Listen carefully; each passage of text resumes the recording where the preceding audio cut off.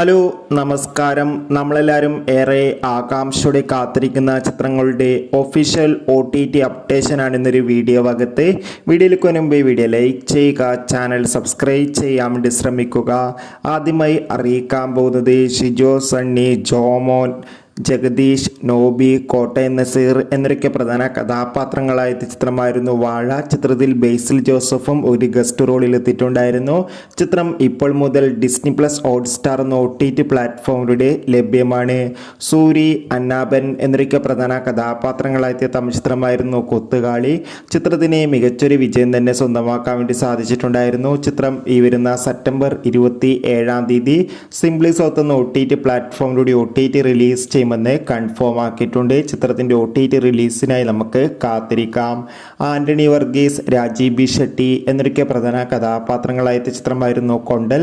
ചിത്രത്തിന് മികച്ച അഭിപ്രായം തന്നെയാണ് ഇപ്പോഴും പുറത്തുകൊണ്ടിരിക്കുന്നത്. എല്ലാ സിനിമാ പ്രേമികളും ഒരേപോലെയാണ് കൊണ്ടൽ എന്ന ചിത്രത്തിന്റെ OTT അപ്ഡേഷൻ അറിയാൻ വേണ്ടി കാത്തിരിക്കുന്നത്. കൊണ്ടൽ എന്ന ചിത്രം ഈ വരുന്ന ഒക്ടോബർ മാസം നെറ്റ്ഫ്ലിക്സ് എന്ന OTT പ്ലാറ്റ്ഫോമിലൂടെ OTT റിലീസ് ചെയ്യുമെന്നാണ് അറിയാൻ വേണ്ടി സാധിച്ചിട്ടുള്ളത്.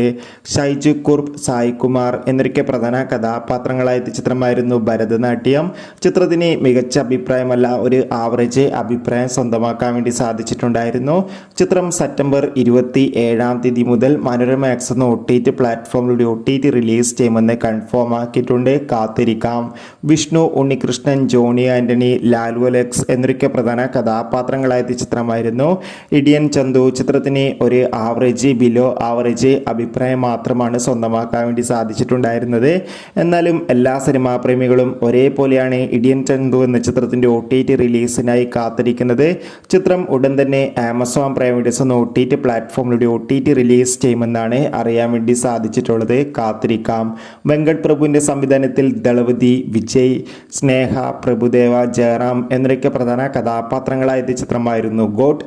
ചിത്രം മികച്ചൊരു വിജയമായിരുന്നില്ല, ഒരു ആവറേജ് വിജയം മാത്രമായിരുന്നു. ചിത്രം ഈ വരുന്ന ഒക്ടോബർ 3 നെറ്റ്ഫ്ലിക്സ് എന്ന OTT പ്ലാറ്റ്ഫോമിലൂടെ OTT റിലീസ് ചെയ്യുമെന്ന് കൺഫേം ആക്കിയിട്ടുണ്ട്.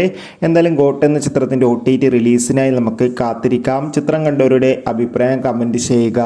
ആസിഫ് അലി, വിജയരാഘവൻ, ജഗദീഷ് എന്നൊക്കെ പ്രധാന കഥാപാത്രങ്ങളായ ചിത്രമായിരുന്നു കിഷ്കിന്ധ കാണ്ഡം. ചിത്രത്തിന് മികച്ചൊരു പോസിറ്റീവ് റെസ്പോൺസ് തന്നെയാണ് ഇപ്പോഴും പുറത്തുകൊണ്ടിരിക്കുന്നത്. അതുകൊണ്ട് തന്നെ എല്ലാ സിനിമാ പ്രേമികളും ഒരേപോലെയാണ് കിഷ്കിന്ധ കാണ്ഡം എന്ന ചിത്രത്തിന്റെ ഓരോ അപ്ഡേഷനും അറിയാൻ വേണ്ടി കാത്തിരുന്നത്. അങ്ങനെ കാത്തിരിപ്പിനൊടുവിൽ കിഷ്കിന്ധ കാണ്ഡം എന്ന ചിത്രത്തിന്റെ OTT സാറ്റലൈറ്റ് അപ്ഡേഷൻ പുറത്തുവന്നിരിക്കുകയാണ്.